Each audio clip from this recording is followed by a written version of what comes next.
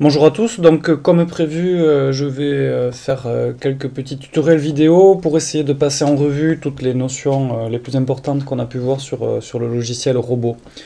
Donc dans un premier temps, j'étudierai une structure métallique, donc quelque chose qui ressemble beaucoup à ce qu'on a fait. Alors au niveau des quantités, en particulier la géométrie, des charges, etc., je prendrai des valeurs indicatives, c'est pas le plus important.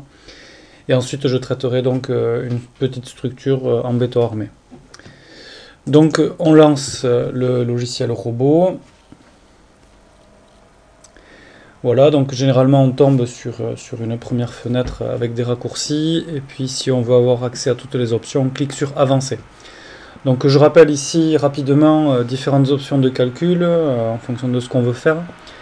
Deux principales façons de modéliser les structures, soit sous forme de portique, soit sous forme de treillis, et pour chacun d'eux la possibilité de le faire en 2D ou en 3D. Donc je rappelle rapidement les principales hypothèses. Portique plan, c'est l'option qui va nous permettre de faire le plus de calculs possible, au niveau des charges en particulier, au niveau des poids propres, etc. L'hypothèse principale, c'est que les barres sont encastrées entre elles par défaut, mais que si on souhaite par exemple gérer des articulations internes, on est capable de le faire grâce à la mise en place de relâchements, donc on le verra dans l'exemple. Les structures treillis, elles répondent à des critères bien précis, donc des barres droites, nécessairement biarticulées, des forces concentrées qui s'appliquent au niveau des nœuds, donc au niveau des points d'intersection des barres, et pas de charge répartie, y compris le poids propre. Voilà, donc on fera bien attention aux hypothèses qu'on prend dès le départ, et ensuite donc soit du 2D, soit du 3D. Nous on va partir dans le cas le plus général, c'est-à-dire un portique plan en 2D.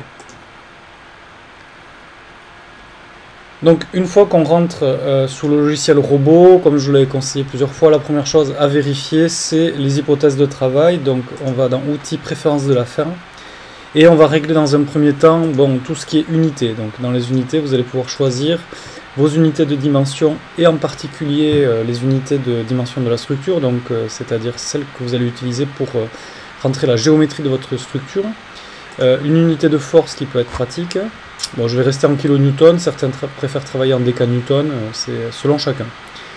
Les choses plus importantes donc se trouvent ici dans matériaux. Alors nous, tout ce qu'on a fait ensemble, ça répond aux Eurocode, puisqu'on fait du dimensionnement de structure avec comme règlement en arrière-plan les Eurocodes. Donc ici, en cliquant sur Eurocode, on a accès à tous les matériaux par défaut de l'Eurocode, pour l'acier, le béton, l'aluminium j'en parle pas, et le bois. Au niveau des normes de conception, on fait bien attention également de se placer à l'Eurocode partout. Eurocode 3 pour l'acier, Eurocode 5 pour le bois, Eurocode 2 pour le béton armé. Au niveau des charges, on fait également attention de bien se mettre à l'Eurocode. Eurocode 0 pour les pondérations et les combinaisons d'action. Eurocode 1 pour les charges de neige et de vent, si on choisit de faire une génération automatique des charges de vent.